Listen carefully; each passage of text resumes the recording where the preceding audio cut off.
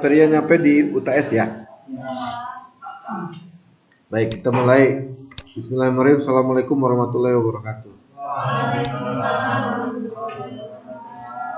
Terakhir kita membahas sistem informasi manajemen. Jadi di awal kita sudah belajar namanya data informasi, kemudian sistem informasi, dan terakhir sistem informasi manajemen. Ya. Nah, di sistem informasi manajemen ini kemarin kita sepakat bahwa sistem informasi manajemen ini dipergunakan untuk membantu membuat sebuah keputusan. Jadi itu kan ya. Kemudian diharapkan di sistem informasi ini yang tujuan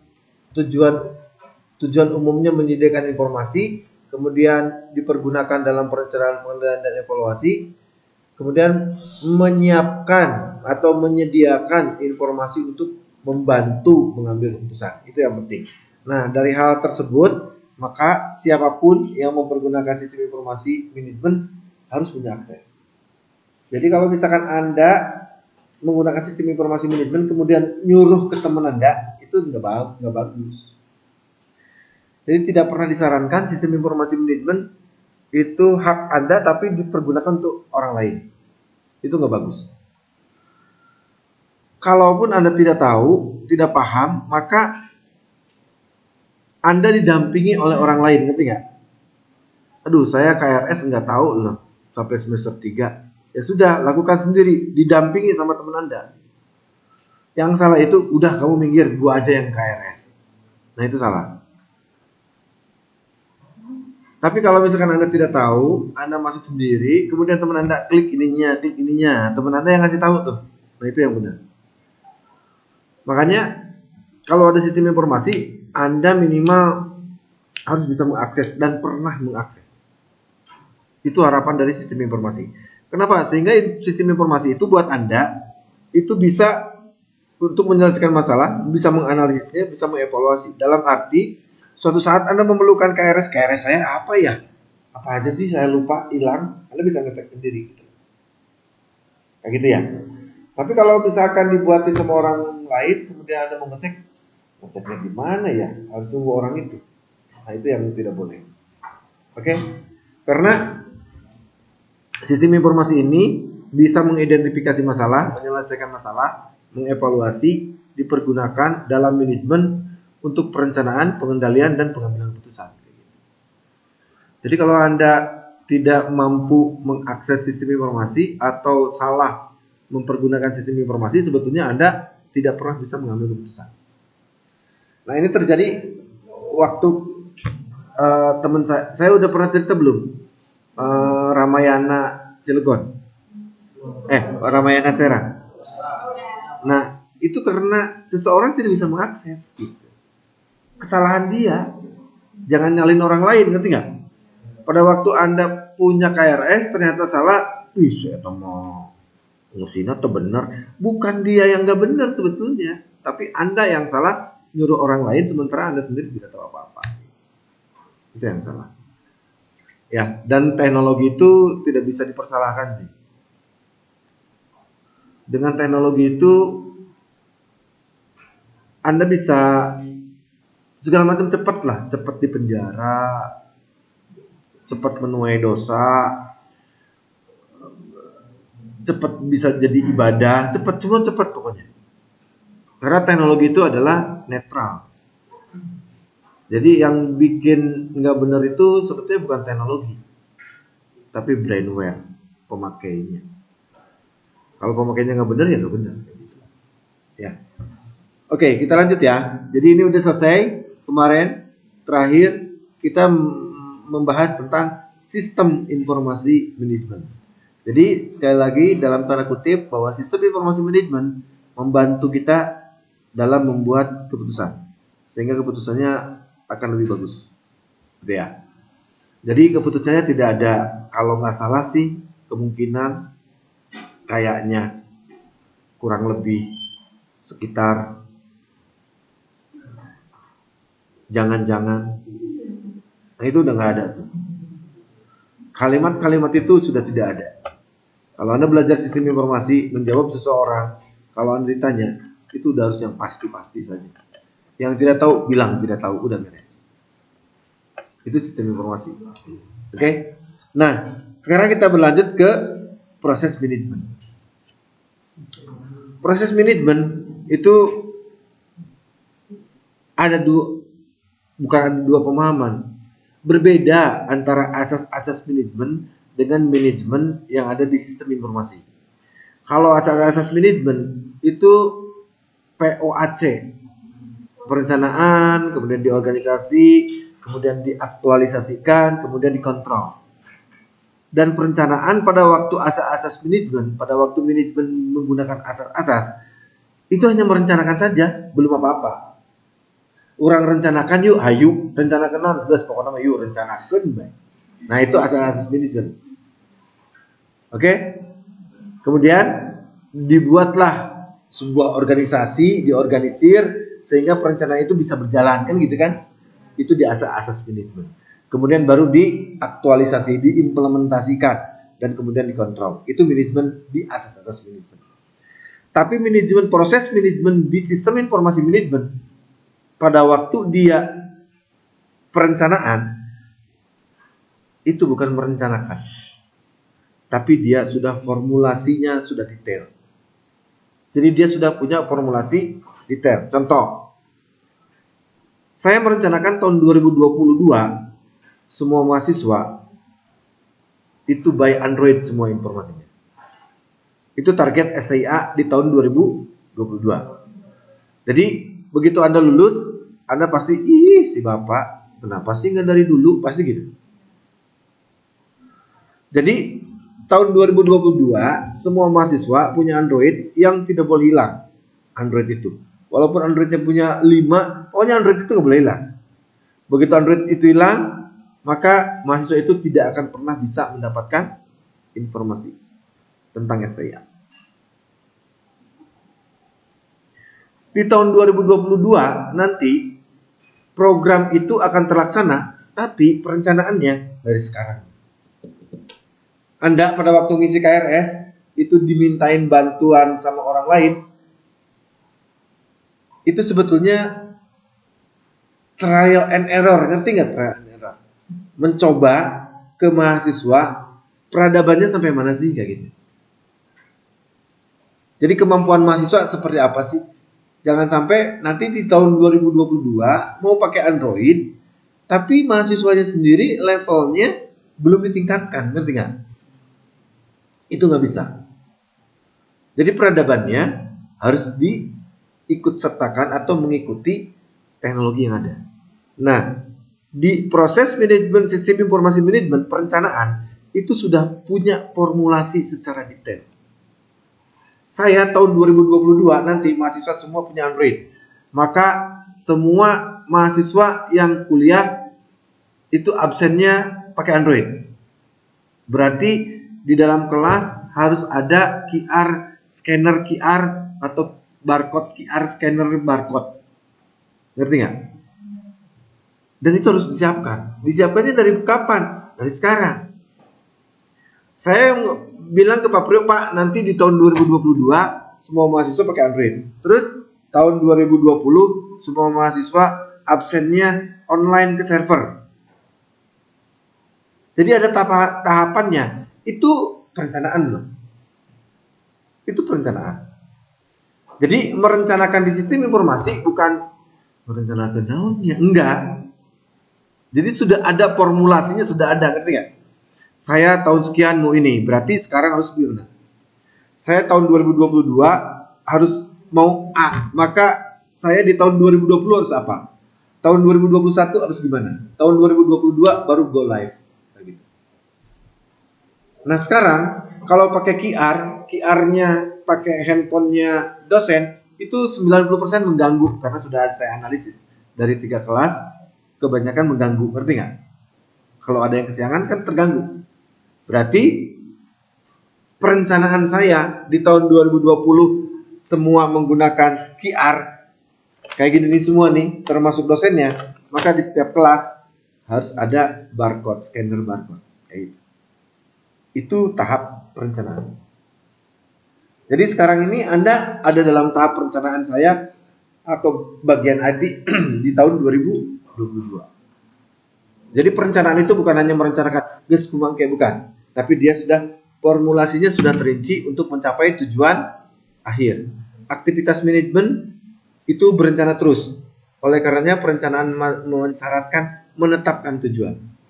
Jadi perencanaan mensyaratkan menetapkan tujuan. Jadi saya di tahun 2019 itu syaratnya harus ada tujuan tahun berapa kayak gitu. Makanya tahun 2022 kemarin raker itu sudah disepakati semua mahasiswa di tahun 2022 ke sana itu harus by Android. Kayak gitu. Nah, kita mempersiapkan sistemnya harus seperti apa? Berarti KRS online, KHS online, bayaran online. Bagaimana kalau misalkan yang bayarannya telat? Nah, itu pun harus direncanakan secara detail. Kayak itu. Jangan sampai program begitu di-upgrade atau dinaikkan derajatnya, tapi mahasiswanya yang tidak bisa mengikuti peradaban, dia jadi dikeluarkan dari STI, yang nggak boleh. Harus ada alternatif. Kayak gitu ya. Berikutnya adalah setelah perencanaan itu baru pengendalian. Nah, di sistem informasi manajemen itu pengendalian. Di sana di asas manajemen setelah perencanaan baru diorganisir, ya kan? Ini mau gimana nih? Itu baru masih ngebohong tuh. Kalau di asas manajemen masih ngebohong. Bukan ngebohong, apa ya? Berangan-angan. Kalau di sistem informasi pengendalian itu sekarang saya sudah mengendalikan kayak gini nih. Ini ada berapa? 15 nih. Ternyata ada yang error. Telat KRS-nya. Bagaimana saya supaya mengendalikan ini di tahun 2019 ini nggak ada. Kayak gitu. Ngerti maksudnya? Sekarang ini setelah perencanaan itu pengendalian. Dikendalikan. Gimana caranya ya supaya mahasiswa terbiasa nanti maksimal di tahun 2020 semua mahasiswa KRS-nya nyaman. Itu pengendalian. Atau misalkan sekarang KRS-nya ada 15 orang ditambah 1, 2, 3, 4, 5, 6, 7. 7 tambah 15, 22 dikurangi 1, 21 ya. 21. Apakah dia sampai semester berapa dia bertahan jadi mahasiswa? Yang 21 orang ini. Itu pengendalian. Banyak yang diharapkan dari pengendalian. Apakah pengendalian terhadap data atau pengendalian terhadap aset? Anda kan aset. Jangan sampai di semester keempat Anda pada bubar. Karena semester 4 ini kan biasanya semester Siratal Mustaqim. Lanjut, enggak.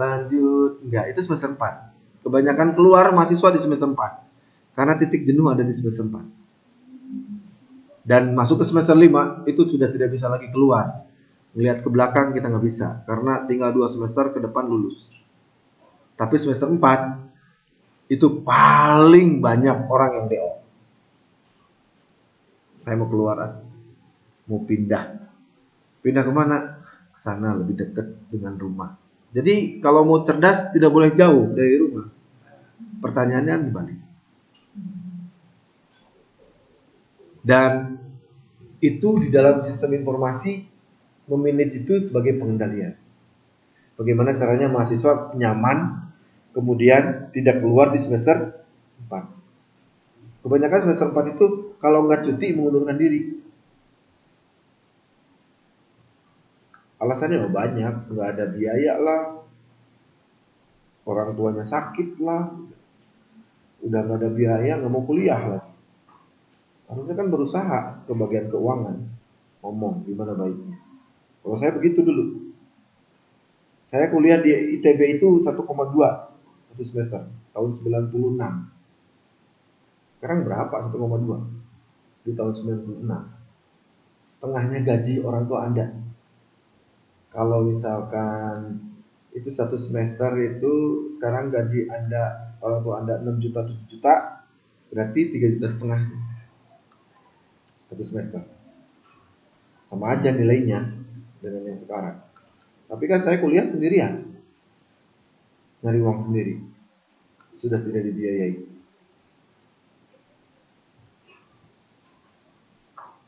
Itu ketemu semester 3, semester 4 itu pengennya itu cepet beres.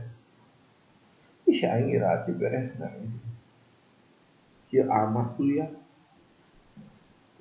Kalau tidak menikmati kuliah. Kalau saya menikmati sih. Banyak tugas, sambil jalan ke teman gitu. Karena nggak punya komputer ya main ke teman, nginep di teman, kan lumayan kasih makan. Ilmu bertambah, pertemanan nambah, silaturahmi nambah, makan nambah. Apa yang dirugikan? Ya kan? Itu waktu saya tuh, prinsip saya waktu itu. Terus saya ini orang daerah. Saya ini orang tua saya kan orang Ciamis. Saya orang daerah. Bagaimana caranya? Diam di Bandung, tapi orang Bandung yang ngikutin kita. Jangan kita yang ngikutin orang Bandung. Kalau kita ngikutin orang Bandung, gak ketulungan. Dia mainnya kan macam-macam ya. Tapi kalau saya di Bali, gimana caranya dia perlu saya? Gitu. Jadi kalau misalnya ada kuliah, manfaatkanlah. Saya bisa apa selama kuliah? Makanya sekarang ada SKPI namanya. Surat keterangan pendamping ijazah, dan nanti di tahun 2022 ke sana yang dilihat kayaknya nggak ijazah, bukan. Ijazah itu adalah faktor pendukung. Yang dilihat adalah kemampuan, kompetensi. SKPI. Saya pernah cerita ke Anda dulu di awal. Kalau saya jadi manajer HRD, yang saya lihat bukan ijazahnya. Itu dari tahun-tahun sebelumnya. Kenapa? Karena orientasi kita pasti ke kompetensi. Ternyata sekarang nongol SKPI. Saya cuma ketawa doang. Karena tergambar dari dulu, kalau orang yang benar menggambarkannya pasti dari kompetensi. Iya nggak? Bukan dari lulusan. Sekarang kalau misalkan lulusan Unpad, emang lulusan Unpad pintar semua? Ada yang ngaco kok. Mahasiswanya lulusnya benar semua. Ada yang dikasih. Saya yakin. Tidak meraih semua. Pasti ada yang dikasih. Ges 7 tahun rudat daripada DO ges luluskeun bae. Iya enggak? Berarti dikasih. Saya memilih STIA saya memilih lulus dari STIA tapi meraih daripada lulus dari negeri tapi dikasih. Makanya banyak yang keluar yang dari Untirta yang udah 7 tahun daripada dilulusin dikasih, ngerti nggak? Dia keluar. Kalau orang yang benar keluar dia mas dari Untirta, biasanya maksudnya ke sini. Di sini setahun digodok lagi, gak ada urusan. Dia lulusan Untirta, can lulus, saya bilang. Karek semester genap, semester 7, semester 8, semester 14, ngan teu lulus. Masuklah ke sini. Walaupun di sini kan banyak orang Untirta ya. Tapi bukan berarti lulus begitu aja. Sebenarnya banyak. Kemarin yang sidang sama saya katanya dia dulu kuliah di Untirta, pengen tahu coba. Jawabannya kayak gimana lulusan Untirta. Anggap aja lulusan Untirta. Ya. Kayak gitulah. Jadi Anda kuliah terutama yang Anda harus lihat itu kuliah itu kalau bab 4. Kalau semester 4 keluar itu kebanyakan biasanya yang enggak siap di semester 1 sampai semester 3 sih. Semester 1-nya nasakom, semester 2-nya cuti, semester 3-nya tewaras, atau semester 4 pasti keluar. Itu udah pasti. Dan orang tuanya yang datang nanti ke sini nangis biasanya. Bapak gimana ya anak saya ya? Kenapa Bu? Bla bla bla bla. Oh, ya udah, suruh kuliah aja. Tidak ada masalah yang tidak bisa diselesaikan. Selama orang itu mau, kenapa enggak? Walaupun harus 7 tahun. Pasti. Dan biasanya itu kerasanya nanti dagang kaos, gitu.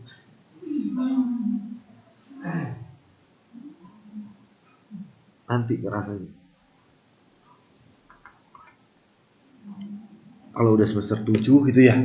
Aduh, semester 7. Batur gesrek skripsi urang acan, Nah, kayak gitu.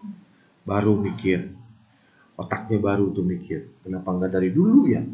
Sebetulnya kuliah itu paling gampang gini. Anda mau susah dulu dari semester 1 sampai semester 7, kemudian senang, atau Anda mau bersenang-senang dulu, kemudian susah. Mending kena senang terus senang ya, sebetulnya. Tapi nggak mungkin. Nggak mungkin. Pasti susah dulu. Udah goloknya tak ujuk-ujuk. Seke. Baru diasah. Kuliah mah gitu dah. Saya 11 tahun kenapa tuh Pak? Semester 1, semester 2. Ayo aja nyari mata kuliah yang enak. Nggak ada mata kuliah yang enak. Lucu. Nih hasil analisis di Pandeglang. Mahasiswa yang mau kuliah itu nyari yang nggak ada matematikanya. Kan lucu.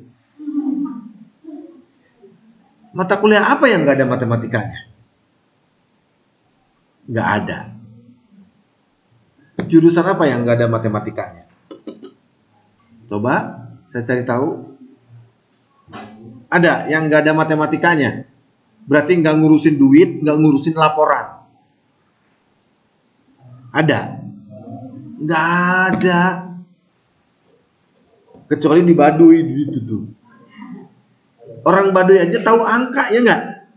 Tahu ya 5.000 ya 100.000. Coba Anda ke Baduy ke sana. Harganya 10.000, ditawar sama Anda 20.000, nggak mau dia. Nyahona 10.000. Serius. Lebih temenang dipotong, kurang temenang ditambahan. Itu slogannya Baduy. Harganya 50.000, dikasih 100.000 sama saya nih. Ya, 50.000 yang dia kok bisa balik tadi itu, yang ongkos. Oh temenan. Aing dititah ngajualin 50.000. Lamun rek mere 100.000, mana kudu mau 2. Itu orang Baduy ya tak. Berarti tahu uang tuh, tahu angka. Terus ini ada orang yang mau kuliah, nggak mau ada matematika. Otaknya apa isinya? Kan matematika itu adalah arithmetic logical unit itu di komputer. Kalau di otak kita aritmetika ya kan? Aritmetika itu kan pasti ngitung ya.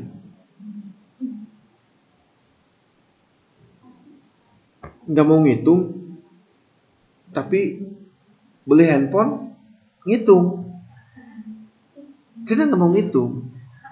Sama dengan Anda, saya mah gagap teknologi, tapi ngitungnya pakai kalkulator. Nah itu tuh, kadang-kadang kita gitu. Ya, tapi nggak apa-apa. Sekarang Banten ini udah meningkatnya udah jauh lah. Saya dulu tahun 94 pernah penelitian, sebagian besar perempuan itu setelah lulus SMA harus nikah. Kenapa Bu dinikahkan anaknya? Supaya bebannya berkurang. Lah kalau suaminya waras, kalau suaminya nggak waras gimana Bu? Bisa jawab tuh ibu-ibu. Itu penelitian sosial saya dulu. Penelitian sosial saya dulu tentang pernikahan dini, terus gepeng, gelandangan dan pengemis, terus PSK tentang pekerja seks komersil atau sekarang disebutnya tunasusila. Itu diteliti semua tuh. Pengemis di Serang itu di perempatan Cicerik punya istrinya 2, mobilnya cicilannya bak 1, mobil van-nya 1, mobil tertutupnya 1. Itu pengemis itu. Kita nggak pernah tahu kan? Karena Anda belum pernah penelitian. PSK itu nggak pernah ada yang mau dia kerjanya jadi pelacur. Karena ada desakan ekonomi kan, makanya dibantu sama dinas sosial. Kadang-kadang kan kita ngomongin PSK itu, amit-amit, tapi dianya yang nggak nolong gitu, nggak pernah tahu. itu bisa teliti sama Anda, dan kewajiban Anda sebagai mahasiswa itu harus respon terhadap hal-hal yang seperti itu. Kayak orang tua jompo, pernah dengar? Digimanain sih orang tua jompo? Itu kan pasti kebanyakan, saya juga kadang-kadang heran gitu, ada orang tua jompo. Kalau orang tua jompo itu atau panti jompo itu karena tidak ada keluarganya, no problem, ya nggak? Diambil sama dinas sosial. Tapi ini kadang-kadang masih ada yang punya keluarga, tapi disimpan, dititipkan atau dititipkan di panti jompo. Ada. Dan itu bukan kata saya, hasil penelitian.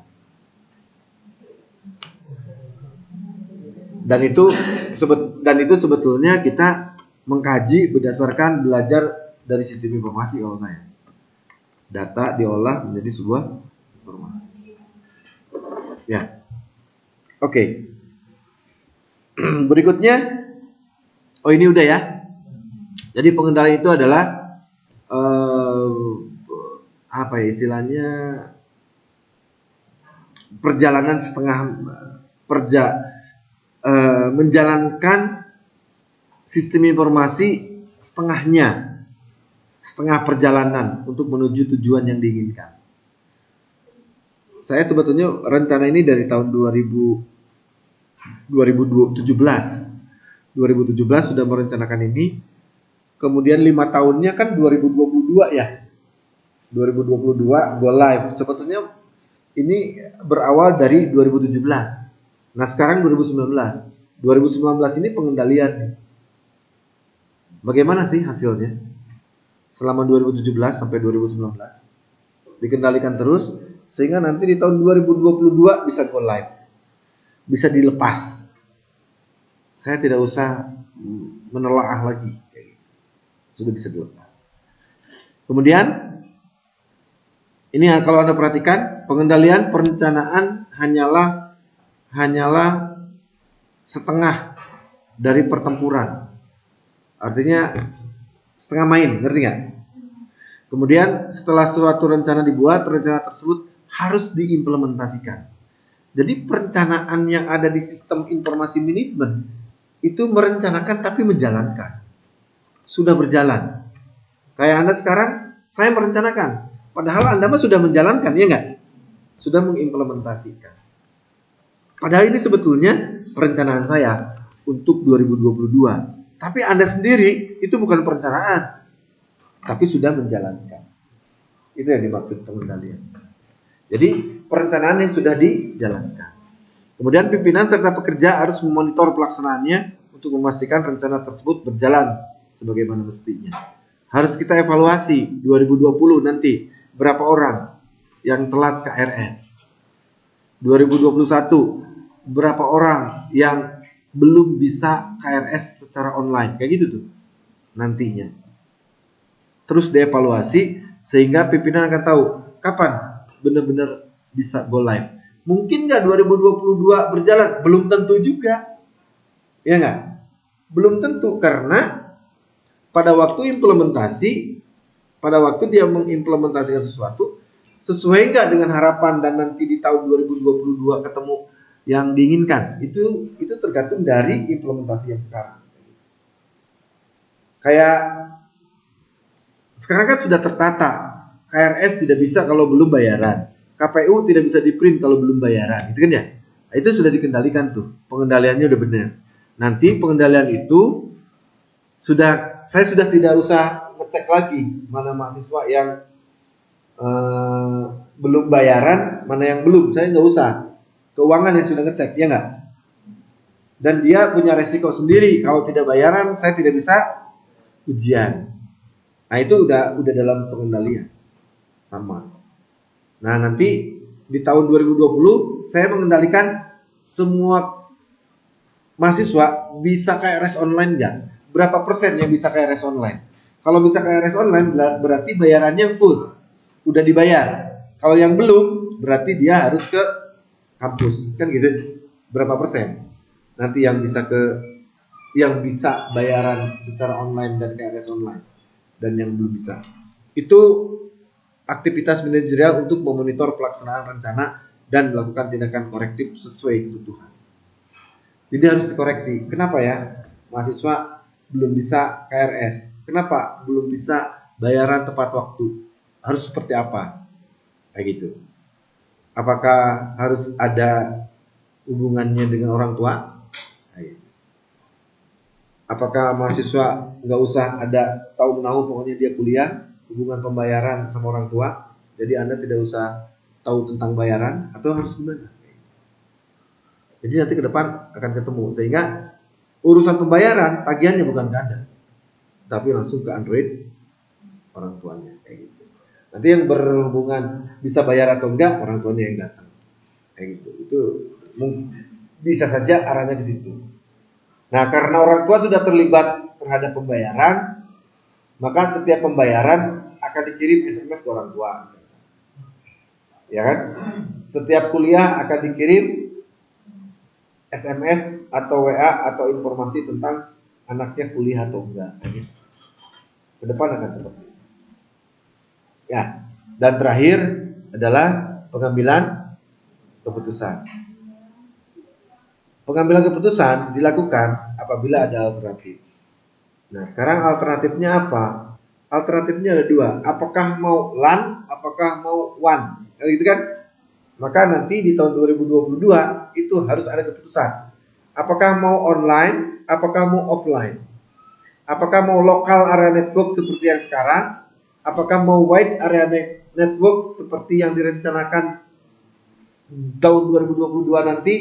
Anda bisa KRS dan bayaran di rumah secara online. Itu harus diputuskan. Apa mau dua-duanya? Dua-duanya dalam arti dia berjalan dua-duanya. Yang bisa KRS online menggunakan KRS online di rumah. Tapi yang tidak bisa bayar tepat waktu silakan ke kampus. Itu pun bisa jadi alternatif. Dan membuat sebuah keputusan itu pasti karena adanya alternatif. Kalau tidak ada pilihan, nggak mungkin dia membuat sebuah keputusan. Jadi keputusan yang mana? Keputusan gimana? Orang cuma satu. Kamu mau kuliah di mana? Di STIA apa di Untirta? Nah, itu pasti ada keputusan. Tapi kalau saya mau kuliah di STIA, terus ditanya, jadi keputusannya yang mana? Keputusan apaan? Orang nggak ada pilihan, ya kan? Jadi keputusan akan muncul apabila ada alternatif, ada pilihan. Jadi nggak bisa kalau misalkan Anda mau kuliah apa mau kerja? Saya mau kerja Pak, tapi di dalam pekerjaan saya mau kuliah. Oke, dua-duanya jalan, tapi Anda harus skala prioritas. Pada waktu Anda bekerja, Anda sebagai pekerja, tapi pada waktu Anda di kampus bukan sebagai pekerja, Anda sebagai mahasiswa. Itu keputusan. Ya, jadi nggak ada. Kalau Anda kuliah, kemudian Anda lagi kayak gini kuliah, kemudian Anda nikah, terus kesiangan, Pak maaf kesiangan, anak saya rewel, nggak ada urusan sama saya. Ngerti maksudnya? Selama Anda kuliah, Anda sebagai mahasiswa. Ya. Jadi itu sebuah keputusan. Jadi keputusan itu pasti ada pilihan. Mau lulus apa mau nggak lulus? Nah itu pasti harus ada keputusan. Mau laki apa perempuan? Saya kalau pagi laki Pak, tapi kalau malam perempuan. Mungkin kayak begitu. Tapi kan keputusannya mau laki mau perempuan sekarang. Kan gitu. Ya, pasti ada keputusan. Oke. Jadi fungsi manajerial ini merupakan jalinan antara perencanaan, pengendalian, pimpinan harus memilih di antara beberapa tujuan metode. Jadi pimpinan harus memilih mau yang mana. Tentukan. Pak Priyo menentukan 2022 KRS online. Tapi apabila ada yang tidak bisa KRS online, dia di kampus bisa sama dengan dia pada waktu KRS online. Itu keputusan. Oke. Kemudian berikutnya adalah ini macam aplikasi sajalah. Jadi sistem informasi manajemen ini setelah dari membuat keputusan dan seterusnya, dia bentuknya kan sistem informasi ya, program. Nah contohnya program itu nih kayak ginilah. Ini yang pernah saya buat ya, yang nggak pernah saya buat nggak pernah saya munculkan. Bahkan sebetulnya bisa 2 halaman, tapi ini contoh aja lah, contoh yang pernah saya buat. Sistem informasi akuntansi itu pernah saya buat di Asosiasi Kontraktor Listrik Indonesia dulu. Kemudian sistem informasi pemasaran, sistem informasi persediaan, sistem informasi personal itu kayak yang sekarang Cekro tuh. Itu sistem informasi personal ya. Jadi bisa diketahui dia alfanya berapa, sakitnya berapa, THR-nya berapa persen, bonusnya berapa persen, itu bisa ketemu semua.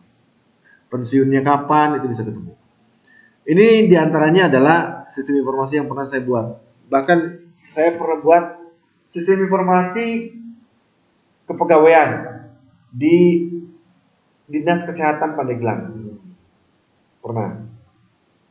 Saya pernah membuat sistem kepegawaian BKD-nya Cilegon. Kemudian saya pernah bikin websitenya pengadilan agama Serang. Makanya bisa penelitian di situ. Kemudian saya pernah bikin sistem informasi apotek buat mencari obat apa sih yang diperlukan oleh masyarakat. Tapi untuk yang di gunung atau di pantai di ujung lah. Karena kan orang-orang yang di pinggiran itu dia jarang ke dokter. Dia cuma ke apotek, aing nyari beuteung ya geus tilu poe. Obatnya naon kayak gitu. Jadi dia ke apotek itu minta obat. Makanya saya buatkan teman saya yang ada di Bayah itu dulu sistem informasi apotek. Obat apa yang diperlukan bisa ketemu. Kemudian ini nih sistem informasi yang punya yang sederhana ini nih, yang SIA itu bikinan saya tuh. Ya khawatirnya Anda ngomong, Bapak ngajar SIM, mana buktinya? Itu buktinya tuh.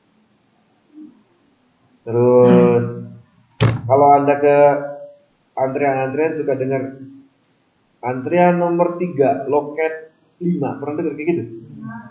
Nah, kalau ada yang perlu bilang ke saya. Tinggal dibayar, sayanya itu bisa jadi. Udah ada di saya. Ya program-program begitulah. Yang sederhana. Dan itu semua ada laporannya. Kalau diproses ada laporannya. Kayak toko, tahu toko atau Indomaret lah. Kalau beli apa, jumlahnya berapa, kembalinya berapa, stoknya akan berkurang. Kalau beli lagi, stoknya akan nambah. Itu bisa dibuat. Dulu pertama kali ada Ramayana di Serang itu yang buat program-program sederhana saya itu dulu di toko-toko kecil gitu. Sekarang ada saudara saya yang di Warung Gunung, dia punya toko 4 tapi tidak dipegang sama dia. Dia susah. Saya bilang kalau keuntungan relatif, tapi yang susah adalah ngitung zakat mal. Dalam setahun harus bayar berapa? Aduh, iya. Dan zakat mal tidak bisa dikira-kira. Ya kan? Begitu dikira-kira di akhirat ditagih itu. Harus benar. Makanya saya buatkan sistem informasi. Saya menyelamatkan keluarga saya aja buat zakat malnya bisa dihitung. Dan saya minta bayaran, selalu minta bayaran. Supaya saya kerjanya benar. Seperti yang pernah ceritakan ke Anda, saya kalau beli sesuatu, minta sesuatu ke teman saya, pasti dibayar. Gitu kan ya? Harus dibayar. Anda kalau mau minjem ke teman mau minta sesuatu ke teman Anda, harus beli. Harganya 10 juta. Saya punya uang 1 juta. Nah, ya kan tepat. Ngerti nggak? Saya kan pernah cerita ke Anda, saya perlu lensa, harganya 3 juta. Saya punya duit 500 ribu. Ya sudah sini 500 ribu. Minimal ada transaksi, ngerti ya? Harus begitu. Kalau saya begitu prinsipnya. Makanya saya sama keluarga, sama saudara, ini mau dibayar apa enggak? Kalau nggak dibayar, ya sakadahek, ngerti nggak? Karena nggak ada tanggung jawab. Tapi kalau dibayar walaupun 10 ribu, kita udah ijab kabul. Dan itu harus beres. Kalau sama Pak Priyo kan nggak ada ijab kabulnya cuma sebulan digaji sekian, kan gitu kan? Ya sudah, udah digaji, ya sudah. Kalau di sistem seperti itu, jangan sampai kalau saya minta lagi sebetulnya kayak raya saya. Saya bikin di STI ini 17 item, 17 program. Coba kali 1 juta aja udah 17 juta ya nggak? Tapi saya nggak minta sama Pak Priyo karena saya sudah masuk di dalamnya sebagai karyawan, yang ngerti ya. Jadi kalau Anda masuk ke dalam sebuah sistem kerja, baik itu PNS ataupun swasta, kemudian Anda kerja, ada duitnya enggak? Itu salah itu. Karena pada waktu Anda kerja dalam sebuah sistem itu sudah dibayar, ya nggak? PNS misalnya ya, ASN ya, sebulan udah gaji nih 5 juta. Terus Anda ditugaskan atau mengerjakan sesuatu. Ya ngerjain dia ada duitnya loh. Itu orang nyasar itu. Otaknya harus kuliah lagi. Karena kalau orang yang sudah tahu bahwa dia sudah punya hak dan kewajiban pada waktu dia dibayar sebulan 5 juta, ya sudah bahwa Anda bekerja 5 juta. Dibayar sama enggak, tambahan itu rezeki. Lain lagi. Ya, dan tidak ada yang kaya dari PNS. Nggak ada.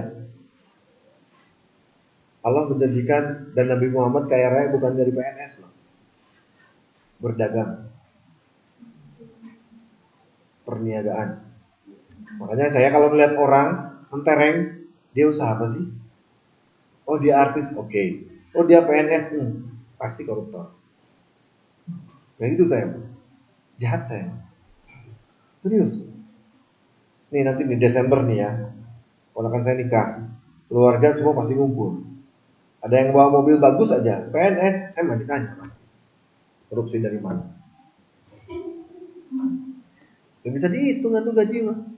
Punya anak 3, misalkan biayanya berapa, nyicil mobil berapa, mobilnya ya 2 misalkan, harus ges pasti, wah korupsi di keluarga saya. Kalau Anda mah enggak, kan ada rezeki mas 1 tambah 1 bisa 1000 ya enggak? 1 ditambah 1 bisa jadi 1000 rezeki mas. Tapi secara logika kasat mata saya di keluarga saya pasti ditanya korupsi naon. Ih aing mana yang masuk udon, sok jelaskan lamun teu udon di mana duitnya. Saya gitu di keluarga saya. Makanya kalau misalkan udah ketemu nih ya, aduh aing si Mang Opiknya, aing kudu siap-siap ya ngejawab naon dia kayak gitu. Semua keluarga saya kayak gitu. Anjir Desember aing kudu lamun teu pamer nggak enak gitu kan ya. Dia kan akan pamer gitu. Kalau saya pamer biasanya pinjam ke temen. Urang rek pamer kabaraya urang. Pinjem lah. Anjing pinjem. Dah mobil. Mana marane mana? Ih, orang dia boga korupsi pasti. Padahal itu bukan punya saya. Akuin aja dulu. Kan 90% manusia mah rakus. Dikasih 1 juta minta 2 juta dia. Makanya harus sadar. Punya uang, jadi mewah. Gak punya uang, ya aja kayak kuya, ya kan? Kenapa sih nggak standar aja gitu loh? Punya uang gak punya uang ya sudah begini gitu. Gak usah jadi neko-neko, jadi diri sendiri aja. Gak usah gitu. Makanya temen saudara-saudara saya terutama. Kamu punya duit nggak punya duit biasa aja. Gak usah jadi biasanya bahasa Sunda jadi bahasa Indonesia. Bahasa Sunda aja. Orang Sunda kok kasarnya gitu tuh. Makanya keluarga saya kalau ada saya itu rada-rada gitu. Rada-rada. Aduh, kok aing mau opik. Ditanya ini pasti. Nah, terus kalau misalkan nggak ada ada keluarganya yang saya seudon korupsi, terus punya anak nih, anaknya agak pemuda, udah pasti dipanas-panasin sama saya.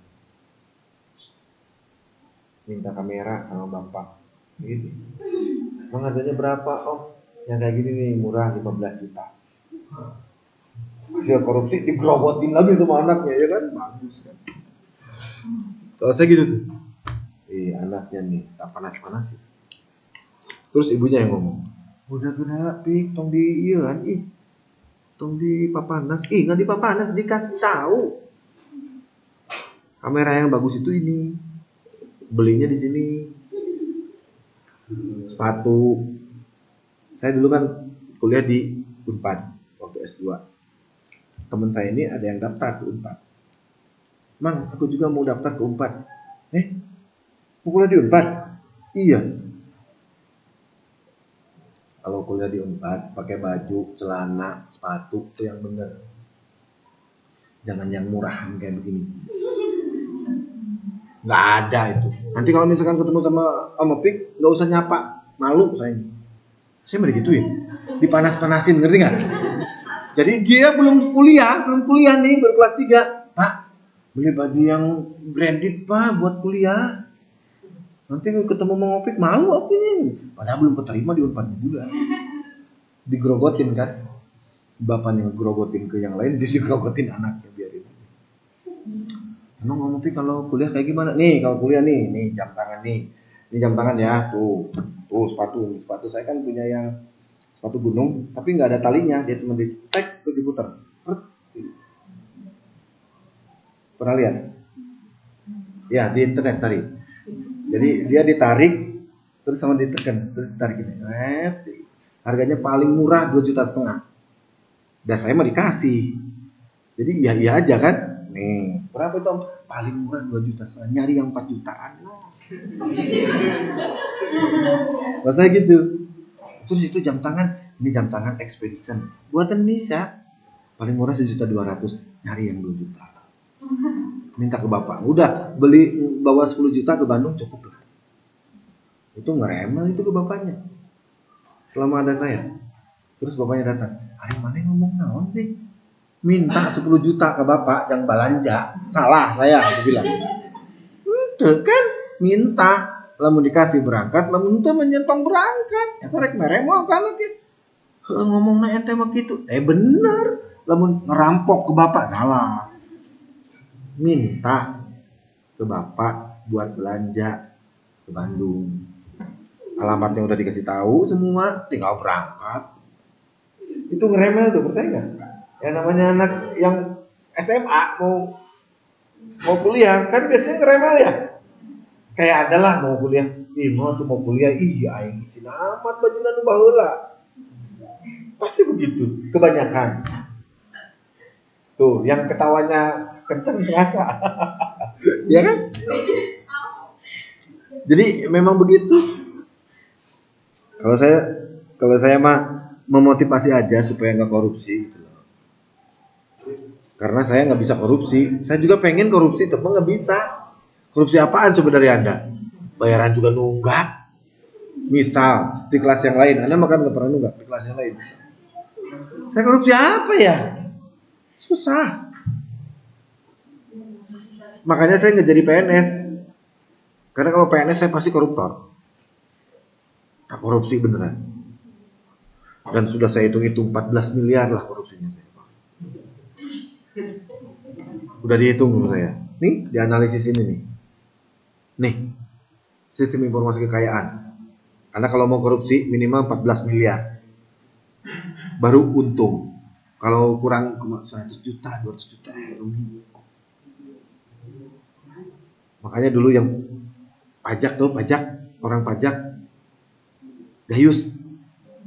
Pernah dengar? Umurnya 30 tahun, golongannya 3A, tapi dia bisa korupsi miliaran. Itu hebat. Dan kalau mau korupsi maksimal 30 tahun. Kesananya tobat.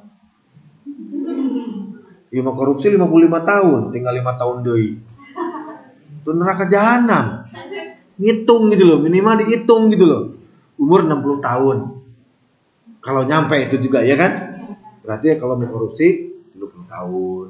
Ini mau korupsi iya. Umur berapa? 55 tahun. Jadi hitung. Kayak saya udah 49 tahun.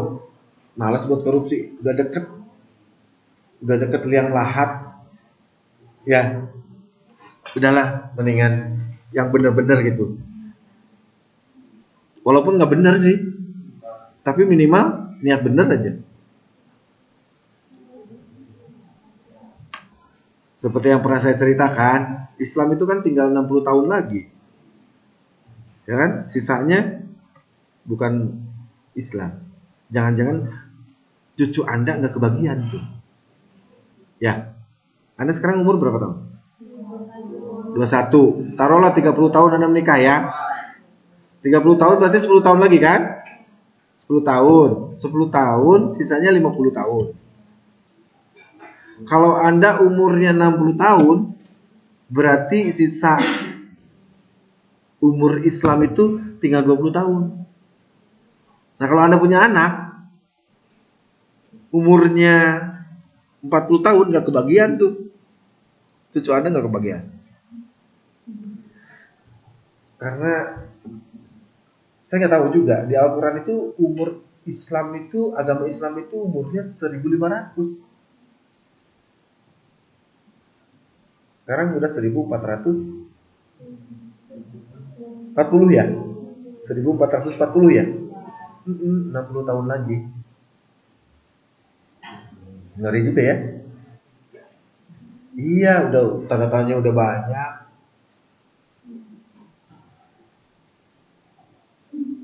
Orang lesbian diundang-undangkan, udah nongol, ya kan?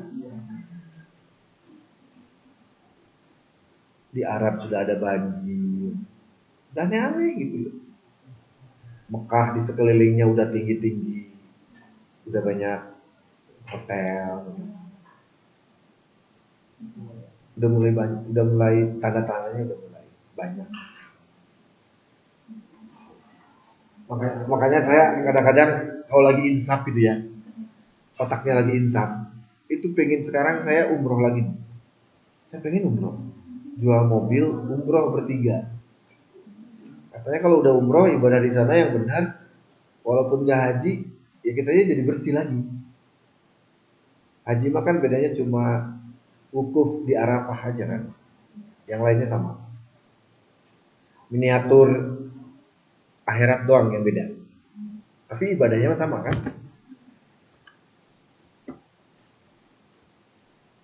Saya pengen loh. Tapi kemarin ujung-ujung begini, mudah-mudahan nih doa juga. Pak Priyo lagi raker kemarin itu bilang begini, STA ini sistemnya masih jelek. Semua pimpinannya itu tidak ada kaderisasi. Ngerti nggak kaderisasi? Saya di bawahnya harusnya ada gitu loh. Jadi tidak ada kaderisasi. Contoh, kalau si Akang ini ibadah haji, udah lumpuh deh STIA. Ini dia di ibadah haji umroh. Kalau dia umroh dua minggu, lumpuh STIA. Tapi nunjukin ke saya loh. Saya langsung, amin ya Allah, mudah-mudahan doa. Serius ya. Kok ujung-ujung kayak gitu ya? Padahal memang di hati saya pengen, mobil saya udah jelek, tapi pengen dijual, tapi pengen cukup buat umroh. Kan ngehayal banget, ya kan? Pengen ngejual mobil, tapi pengen cukup buat umroh. Dari mana? Nggak tahu. Tapi Allah mau berjanji satu ditambah satu bisa jadi 1000, ya kan? Oke, kita lanjut.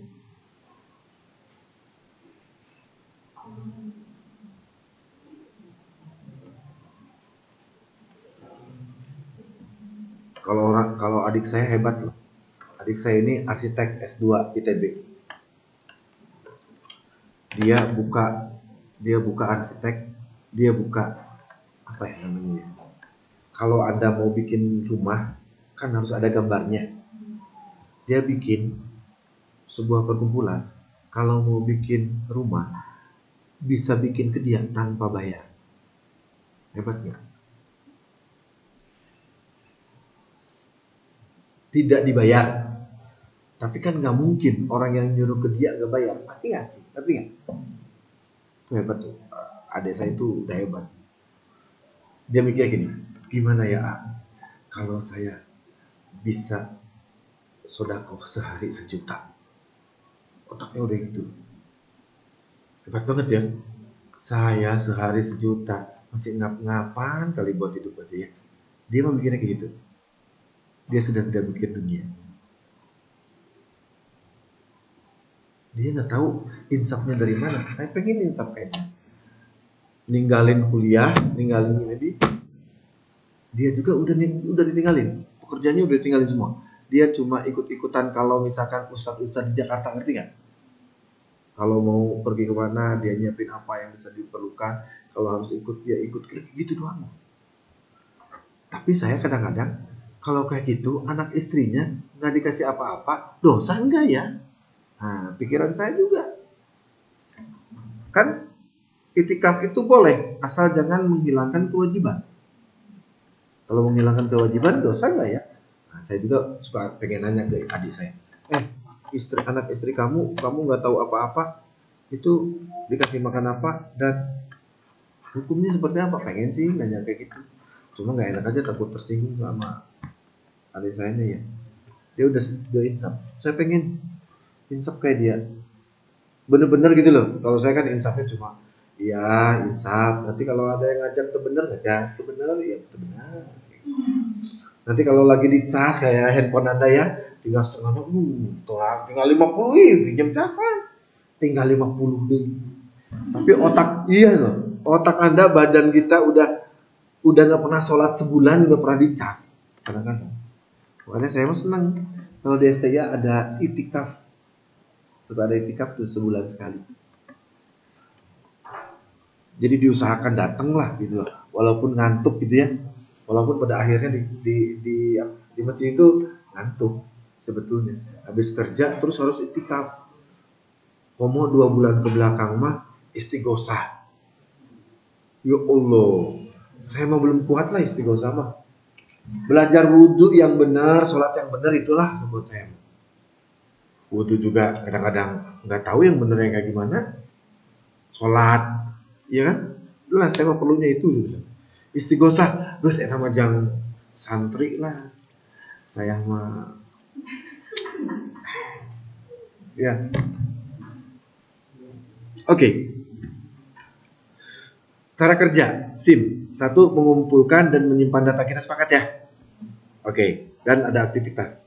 Saya akan pernah cerita ke Anda, kalau Anda punya transaksi harian, mingguan, bulanan, ingat? Tahunan, semesteran, maka harus menggunakan sistem informasi. Kenapa? Karena sistem informasi cara kerjanya mengumpulkan, menyimpan data aktivitas. Oke? Kemudian memproses data menjadi informasi. Ini yang paling penting. Bahwa kalau Anda punya data, kemudian menggunakan sistem informasi, pasti outcome-nya atau output-nya itu berupa informasi. Contoh yang sekarang lah Anda, KRS ada 8 mata kuliah misalkan. Kan 8 mata kuliah Anda kan sekarang ya? Nah, nanti pada waktu Anda mendapat nilai cuma 6.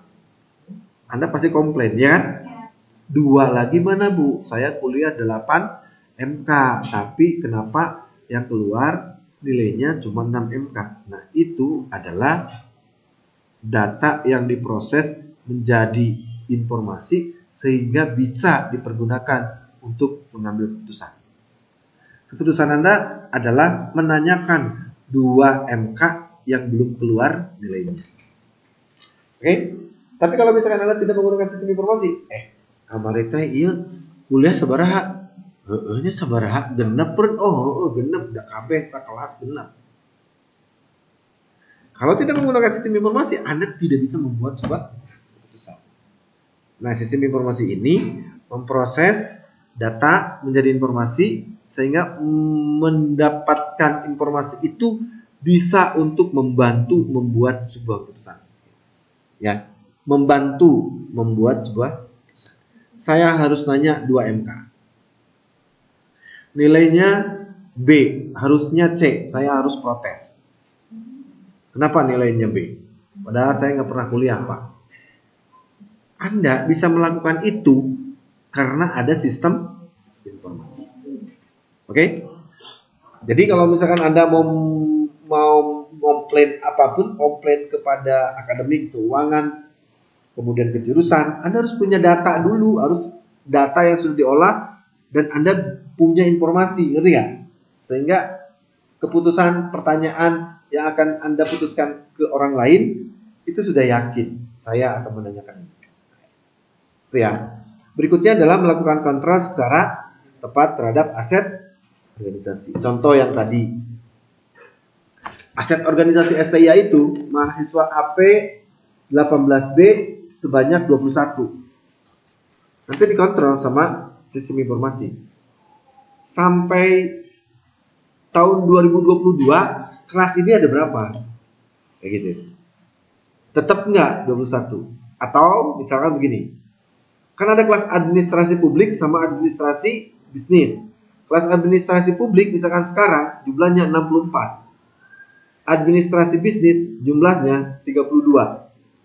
Itu sampai tahun 2022 pada waktu dia lulus jumlahnya segitu apa enggak? Dan itu bisa diketahui dari sistem informasi. Itu yang dimaksud dengan kontrol aset organisasi. Contoh yang lain. Ini aset nih. Aset ini dibeli tahun 2016. Kalau menurut hitungan akuntansi, nilai susutnya atau apa istilahnya? Apa istilahnya? Penyusutan atau nilai susutnya. Misalkan kan kalau punya aset di sebuah organisasi 5 tahun baru bisa diganti lagi, ya kan?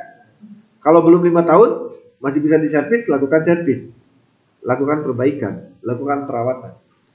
Contoh misalkan ini tahun 2016 dibeli. Tahun 2020 ada orang nyeleneh. Ngomong ke Pak Priyo.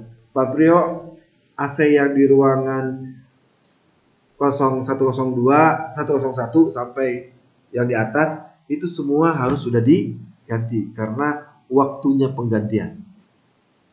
Kalau Pak Priyo ini tidak punya sistem informasi, dia pasti akan percaya. Ngerti nggak?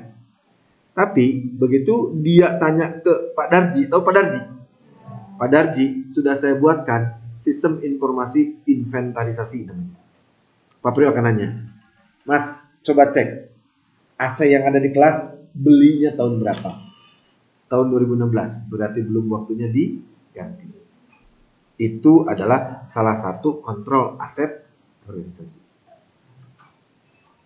Jadi kita bisa mengetahui mana yang sudah nilai jualnya 0, ngerti nggak? Mana yang belum? Di organisasi kan harus bisa begitu. Atau misalkan Anda pernah dengar enggak? Kalau di Ramayana, di toko apapun ada loss, ada kerugian yang sudah ditargetkan.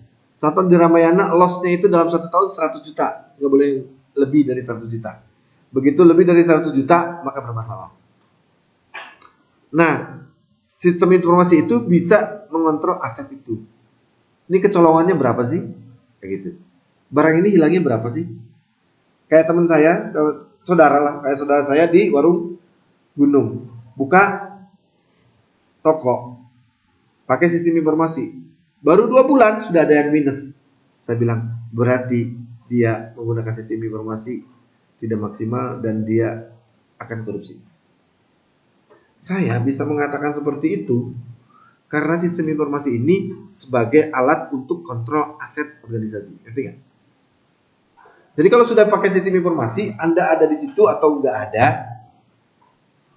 sistem informasi itu akan bekerja memproses data menjadi sebuah informasi. Dan itu bisa dipergunakan sebagai kontrol aset organisasi. Ya. Oke, terakhir, manfaat SIM. Manfaat SIM, satu, menyediakan informasi yang akurat, tepat waktu, dan yang paling penting adalah relevan. Sehingga Anda bisa mendapatkan informasi menjadi efektif atau kalau enggak menjadi efisien. Karena kita sepakat dulu bahwa sebuah sistem yang bagus adalah sistem yang akurat, tepat waktu, dan relevan.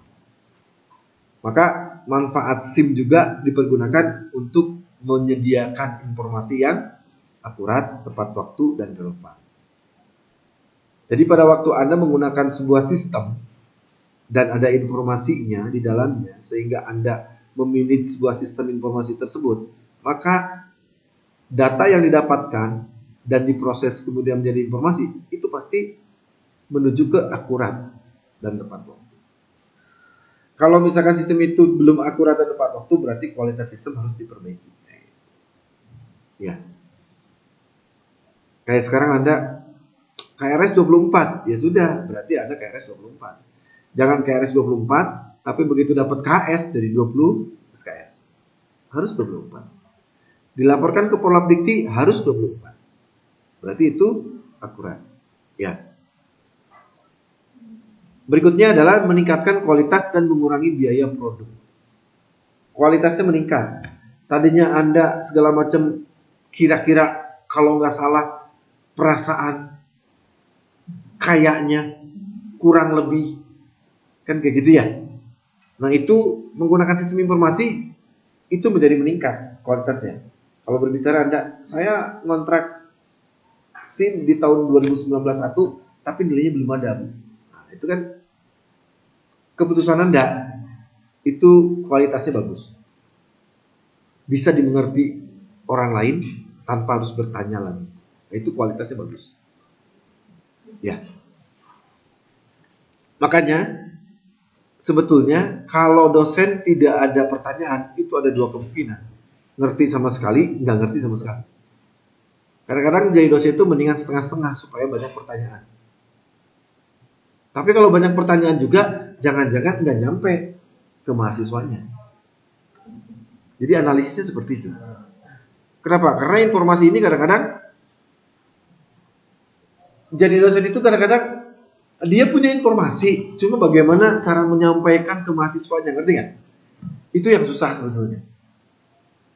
Semua dosen pasti punya informasi, cuma bagaimana menyampaikannya ke mahasiswa sehingga nalarnya si mahasiswa terbuka. Gitu. Yang rada susah memang di situ. Ya, jadi kualitas dosen semua sebetulnya sama, cuma penalarannya saja, menyampaikannya saja yang berbeda. Ya. Oke, berikutnya adalah meningkatkan efisiensi seperti yang saya bilang, dan berikutnya ini nih, meningkatkan kemampuan dalam pengambilan keputusan. Berkali-kali saya bilang ke Anda bahwa sistem informasi manajemen dipelajari oleh Anda semata-mata untuk membantu membuat sebuah keputusan. Oke, jadi keyword Anda mempelajari sistem informasi manajemen adalah membantu membuat sebuah keputusan sehingga keputusan Anda menjadi bagus, meningkat, berkualitas. Intinya arahnya ke sana. Jadi kalau berbicara tidak asal, akan dipikir dulu, akan dianalisis dulu, akan ditelaah dulu. Saya harus berbicara apa, saya harus menjawab apa. Itu intinya. Terakhir, meningkatkan sharing knowledge. Meningkatkan sharing knowledge artinya adalah yang tadinya Anda tidak tahu, harus tahu. Dan yang tadinya Anda sudah tahu, Anda harus lebih tahu. Begitupun kalau Anda memberikan informasi ke orang, itu akan memberikan informasi yang menjadi orang tersebut jadi tahu. Kalau yang tadinya belum tahu. Yang sudah tahu, kalau Anda berbicara, maka orang yang diajak bicara harus lebih tahu. Itu yang dimaksud dengan sharing knowledge. Seperti yang saya bilang ke Anda di awal. Sharing knowledge itu, Anda misalkan KRS tidak pernah KRS sendirian. Nggak pernah tahu cara KRS. Kemudian teman Anda ada yang pernah KRS dan tahu. Pada waktu Anda minta bantuan ke teman Anda, karena ini sharing knowledge, maka kalau Anda prinsipnya sharing knowledge, jangan pernah Anda meminta bantuan dengan menginput datanya dibantu orang lain. Atau orang lain yang menginput data. Tapi hanya minta ke orang lain mendampingi Anda. Nah itu benar. Sharing knowledge itu begitu. Jadi Anda sudah tahu, teman Anda nggak tahu, Anda sharing knowledge. Sok dibuka KRS-nya. Klik ininya. Nah itu sharing knowledge. Anda yang sudah tahu memberitahu ke teman Anda yang belum tahu akan menjadi tahu. Itu sharing knowledge. Nah nanti teman Anda yang sudah pernah dikasih tahu sama Anda akan berusaha dia belajar sendiri karena langkah-langkahnya sudah pernah dilakukan. Ngerti? Itu sharing knowledge. Atau yang kedua, Anda punya teman satu SMA, satu SMK, satu SMU, tapi kuliahnya beda. Misalkan di sini saya sebutkan aja, ada selisih BR, ada UNMA, ada STKIP dan seterusnya. Ternyata pada waktu ngobrol, teman Anda cerita, kamu di STIA sudah online belum? Belum. Di aku mah di BR atau di UNMA udah online loh, KRS-nya. Mana sih? Iya. Kalau online kayak gimana? Kayak gini. Diceritakan sama dia, oke? Dilihatin sama dia. Nah, nanti Anda pada waktu mau KRS online, Anda minimal sudah menggambarkan bahwa cara untuk online itu seperti ini, tapi di universitas lain, ngerti? Itu satu. Yang kedua, Anda bisa saja ngomong ke pimpinan, ke dosen, atau ke siapapun, Ibu di Unma mah udah online loh KRS-nya. Bayarannya juga semua pakai ATM dan tidak ada yang nunggak. Itu memberikan informasi ke SIA itu sama dengan sharing knowledge. Jadi ilmu pengetahuannya bertambah, kemudian disalurkan, di-sharing, sharing itu disebarkan, ngerti nggak? Disebarkan ke yang lain. Itu sharing knowledge. Jadi harapan kita dengan sistem informasi ini, Anda bisa meningkat pengetahuannya. Pengetahuannya meningkat seperti apa? Misal, kalau ngobrol sekarang diatur. Ya kan? Diatur dalam arti, saya mau berbicara apa ya? Nah, kayak gitu. Kalau yang harus dibicarakan, silakan bicarakan. Kalau yang saya tidak tahu, ya sudah, cari dulu pengetahuannya atau ilmu. Anda mau meneliti, Anda akan menulis tentang efektivitas. Cari tahu efektivitas itu apa, kan gitu. Sehingga pada waktu Anda belajar efektivitas dengan teori yang Anda dapat, begitu ketemu sama orang lain berbicara tentang efektivitas, Anda bisa nyambung. Kayak gitu.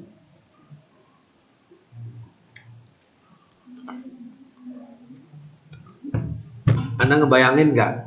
Jadi orang yang kalau diajak bicara selalu nyambung dengan orang lain. Kayaknya enak, ya nggak? Tapi begitu Anda diajak ngobrol, tahu nggak tentang efektivitas? Aduh, aing teh nyaho, Nggak berhenti tadi situ.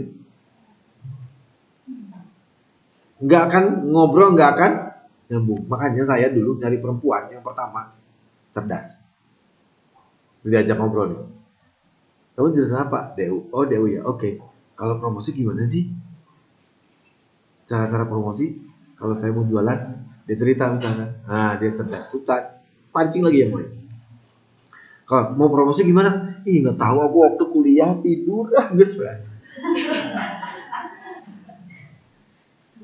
Karena kalau misalkan komunikasi, saya senang dengan seseorang komunikasinya nggak lancar, biasanya akan berhenti, ngerti nggak? Karena dari komunikasi sih sebetulnya. Kalau saya punya prinsip. Terus istri saya ini dulu tidak mau nikah kalau suaminya nggak cerdas. Jadi kebetulan, ngerti nggak?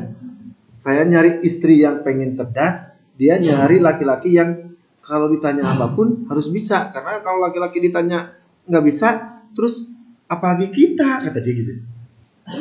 Apalagi perempuan gitu. Ini nyambung sebetulnya, memang udah jodohnya kali ya. Iya serius nih, kalau Anda ketemu jodoh, itu dalam hati nggak bisa dibohongin loh. Nih ya.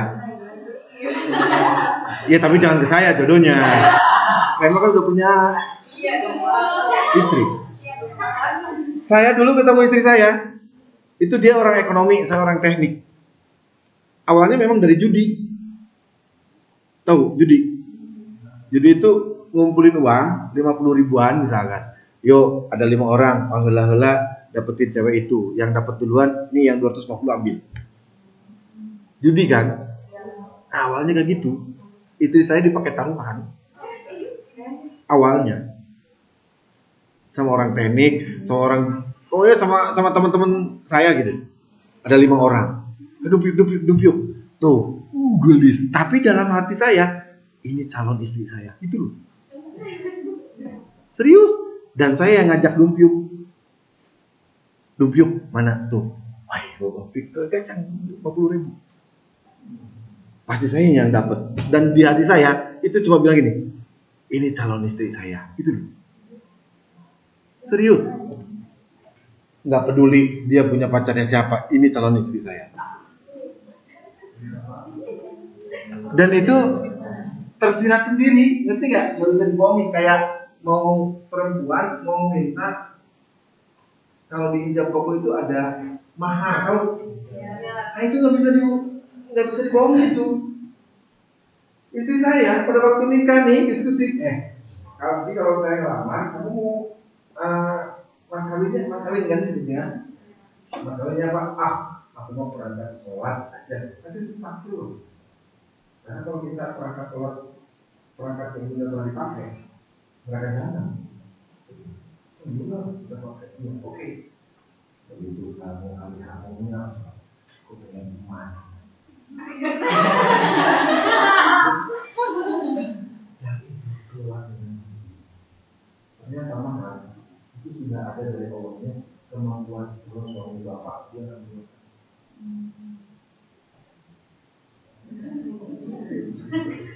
Alhamdulillah, coba sajadah sama makanan ya kan. Jadi mau 1.000 lagi kan.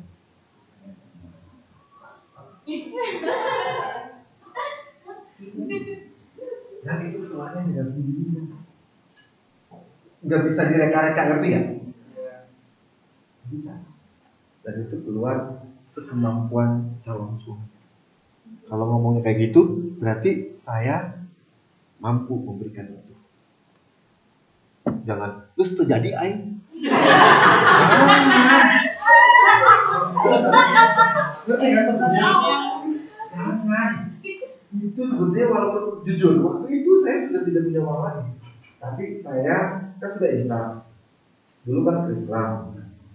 Kadang Kristen, kadang Islam. Akhirnya kan sudah Islam. Jadi saya yakin ini adalah perintah dari Allah. Saya harus menyediakan untuk calon istri.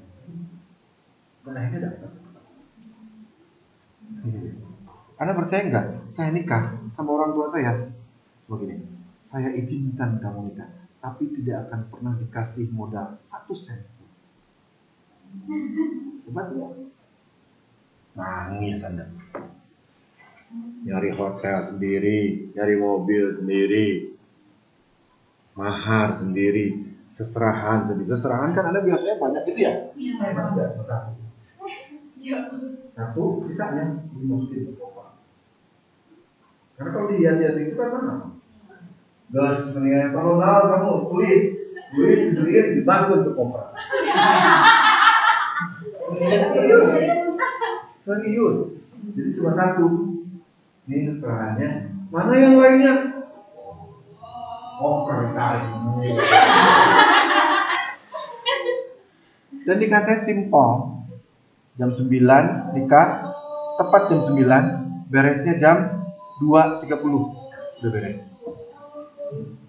Saya nikah tanggal 19 bulan 9 tahun 1999. Kebetulan aja di angka 9 semua. Kebetulan. Dan itu beneran kejadian kayak begitu. Jadi kadang-kadang kita merencanakan gitu kan ya. Allah merencanakan lain. Kan suka ada yang nikah yang nggak jadi ya. Wih, maharnya mahal tuh gitu. Enggak, mahar itu nggak mahal. Mahar itu katanya itu sudah ketentuan dari Allah, datangnya karena sekemampuan calon suami. Jadi mas kawinnya apa? Kereta api beserta stasiunnya misalkan. Berarti bikin aja kereta api dari apa gitu kan ya? Asal jangan beserta isinya aja, ada penumpangnya ya kan? Berarti penumpangnya kan harus dibeli. Ya kan? Ya bercandanya kayak gitu tuh bercandanya. Kayak Habibie, mas kawinnya pesawat beserta isinya misalkan. Dan itu kemampuannya udah kayak Allah menguji seseorang, tidak mungkin diuji di luar batas kemampuannya kayak gitu. Ya. Jadi kalau misalkan lagi diuji ya aminin aja. Punya uang diuji, nggak punya uang diuji sih. Ya. Punya uang ditanya buat apa, nggak punya uang juga ditanya.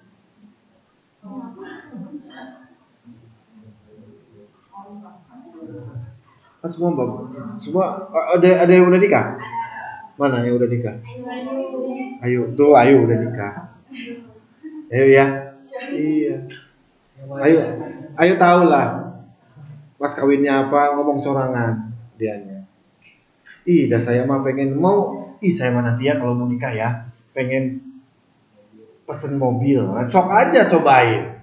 Kalau nanti udah lihat muka calon suaminya, kemampuannya apa, ngomong sendiri tuh. Serius. Istri saya aja sadarnya gini, bukannya aku minta sajadah sama mukena, apaan? Saya bilang, aku nggak lupa loh ngomongnya di mana. Jadi dia yang taunya itu sajadah sama mukena, alat sholat. Tapi begitu ijab kabul ternyata ada emasnya, makanya dia heran. Kok jadi ada emasnya sih? Enggak, saya udah ngomong cek. Karena kalau misalkan calon istrinya berbicara keluar terus kedengar sama kita calon suaminya, terus enggak di bahasa Inggrisnya enggak di cumponan, ngerti kan? Saya punya prinsip pada waktu itu nikahnya enggak sah, ngerti? Karena itu mahar itu, makanya saya penuhi. Karena kamu bilang gitu loh, ya tah, iya waktu di mana? Waktu di hotel, saya bilang. Jadi pada waktu di hotel ada ketemu sama keluarga, lagi diskusi gitu kan, dia ngomong begitu dan saya dengar. Saya cuma bilang, Bu, berarti ada uang tambahan nih Bu ke orang tua saya. Ya udah cari sendiri. Iya. Kan gitu. Wah, saya kurus naudzubillahi min dzalik dulu pada waktu mau nikah. Kurusnya. Nyari mahar dan segala macem, ya kan? Aduh, kalau nggak nikah juga nggak ngejalanin sunnah Rasul, kan gitu kan ya? Kalau sudah mampu. Tapi nggak ada orang yang mampu sih kalau mau nikah mah. Saya mau nikah nungguan buga imah nanti nikah nanti. Iya. Yang penting mah secara psikologis aja. Ya. Secara psikologis siap gitu. Dan ini sunnah Rasul gitu aja. Iya mah. Pengen nikah terus can aya boga biayana. Atuh teu ngumpul-ngumpulkeun biayana. Apalagi perempuan ya. Perempuan itu harus kalau di sini perempuan ya yang nyediain ya pelaksanaannya kan di perempuan kan. Kalau di Padang kan laki. Perempuan itu kalau di Padang itu secara adat Padang ya, yang dapat warisan itu perempuan. Makanya dulu saya sebelum ketemu istri saya ini ada yang senang sama saya, tapi nggak pernah ngomong orang Padang. Coba kalau ngomong dari awal, saya kawinin kamu, dia bilang. Saya pasti kaya raya loh. Karena orang Padang itu, perempuan Padang itu dapat warisan. Kalau di kita, laki-laki misalkan 3/4, yang perempuannya 1/4 gitu kan ya. Nah kalau di Padang dibalik. Jadi perempuannya yang banyak, laki-lakinya dikit. Kalau di Padang. Makanya saya masih ingat namanya Vera. Aduh, coba Vera, kalau kamu ngomongnya dulu sebelum saya kenal sama dia, bilang. Terus dianya perempuan lucu ya. Teman saya. nggak pernah ngomong seneng sama sayanya pacaran sama orang lain, tapi marah. Harusnya kan ngomong ya. Kalau nggak mau gitu kan harusnya ngomong gitu. Saya suka sama kamu, ya sudah gitu. Iya mah. Kita pernah ngomong, lalakina di bukuan ku batur ngambek. Lucu gitu. Itu teman saya, kalau di sini mah enggak kelewat. Oke. Nah, ini udah nih selesai. Jadi nanti setelah UTS baru kita coba belajar tentang keputusan. Kalau tadi kan organ untuk membuat keputusan, gitu kan ya? Pendukung untuk membuat keputusan. Nah, nanti setelah di semester kita belajar konsep pengambilan keputusan. Karena sebetulnya Anda belajar sistem informasi manajemen bukan teknologinya sih. Teknologi mah kan hanya mengimbangi saja ya. Tapi yang ditekankan adalah di sosial itu, Anda kan sosial, bukan orang teknik gitu. Di sosial itu bagaimana mengambil keputusannya berdasarkan sistem informasi sebetulnya. Dan Anda kan sudah belajar, ada yang sebagian yang sudah belajar komputer ya. Ada sebagian ada yang belum juga. Nah, analisisnya itu tidak hanya di sistem informasi sih sebetulnya. Bisa di komputerisasi. Kayak gitu. Ya, di Excel boleh. Kemudian di YC White boleh, di Open Office boleh. Di mana aja lah. Yang penting Anda sudah tahu tentang teknologinya sehingga Anda bisa membuat sebuah keputusan berdasarkan data yang diolah. Itu yang penting. Oke, ada pertanyaan? Ada pertanyaan? Nggak ada? Ya, nggak apa-apa. Sampai semester 8 nanti. Nggak ada pertanyaannya sampai semester 8. Ya. Nanti ujian kayaknya sesuai perkuliahan, hari perkuliahan. Jadi kemungkinan besar Anda nanti ujian di hari Selasa. Terus soalnya open book. Jadi saya kasih tahu kalau Anda nyontek ke temennya, itu caranya adalah tanyakan dulu jawaban ini maksudnya apa. Ngerti kan? Nah, setelah itu Anda pindahkan ke jawaban Anda, tapi dengan gaya bahasa Anda sendiri yang dimengerti. Jadi sebetulnya buat saya nyontek boleh nggak? Boleh. Asal dia mencari dulu informasi. Yang tidak boleh itu nyonteknya begini nih. Ini Anda nulis, tapi nyonteknya ke teman Anda gini. Nah, itu boleh.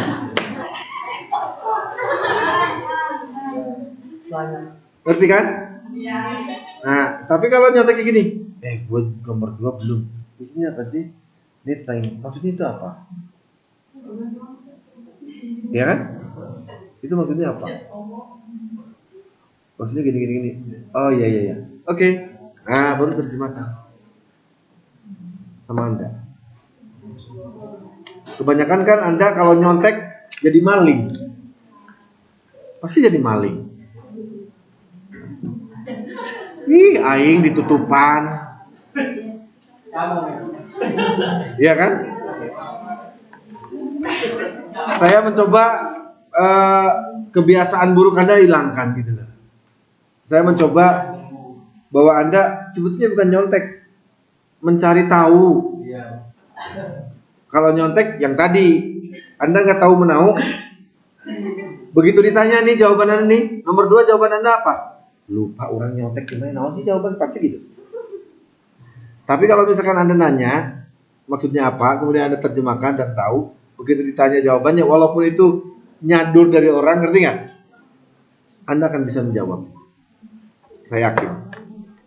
Oke, jadi biasanya open book, terus selain dikumpulkan, biasanya saya suruh Anda kirim ke email. Itu untuk menjaga saja bahwa Anda sudah mengikuti ujian. Jadi kalau misalkan jawabannya tercecer, si dosen masih tetap punya bukti bahwa mahasiswa ini pernah ikut ujian dan jawabannya pernah di email, ngerti kan?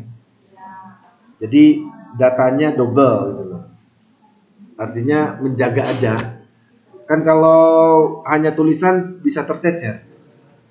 Ya, itu aja ya. Nanti minggu depan ujian berarti Jumat besok tambahannya ya. Oke. Jamnya jam 10. Nanti dikonfirmasi ke akademik ya. Ada tambahan sistem informasi manajemen jam 10. Ya, saya sudah booking kelasnya ini. Dari pagi sampai sore kelasnya ini. Makanya saya bilang Anda bisa tambahan dari Jumat. Karena saya sudah tanya ke akademik, ada yang kosong nggak hari Jumat? Ada Pak, 102 dari jam 8 sampai sore. Oke, saya pakai. Tadinya mau hari Kamis, cuma hari Kamis saya ada sidang. Sidang mahasiswa sidang skripsi. Ya, jadi hari Jumat. Oke, itu aja hari ini ya. Sampai ketemu minggu depan. Oh, Kamis ya, Jumat. Minggu depan ujian. Ini absennya. Ada berapa orang? 1, 2, 3, 4, 5, 6, 7, 8, 9, 10. 20 kurang 1 berarti. Siapa yang nggak hadir? Hah?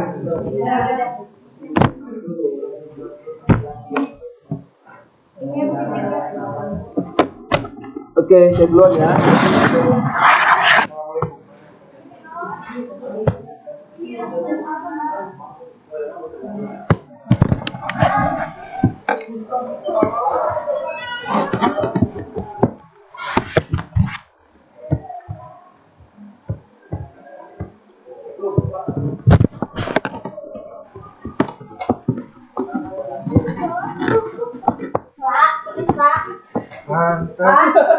Oh, ruangan berarti ke sini. Bilang kok duduknya begini sih tadi. Iya, ini kelas beratnya di sebelah kanan semua nih apa?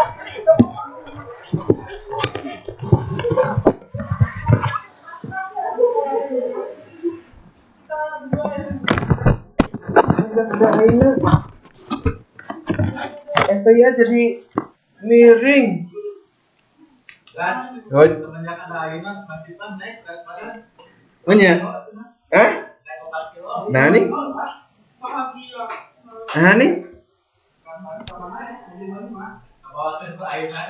Kok bisa?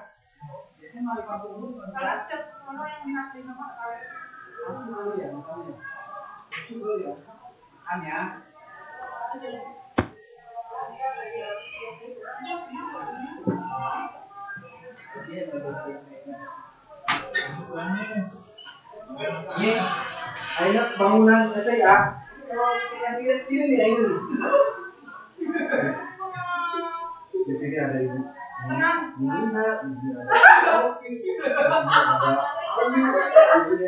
Aina. Jadi dia nih. Lagi diet sama. Lagi diet.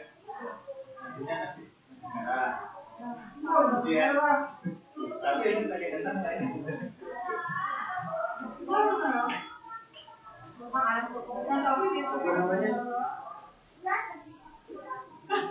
Supaya gitu.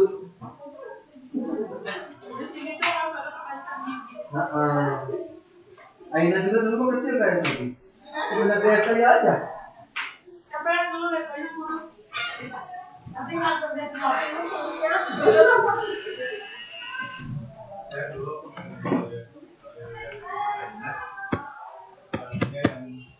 Iya lagi. Saya dulu takut. Dia terbiasa dengan gaya.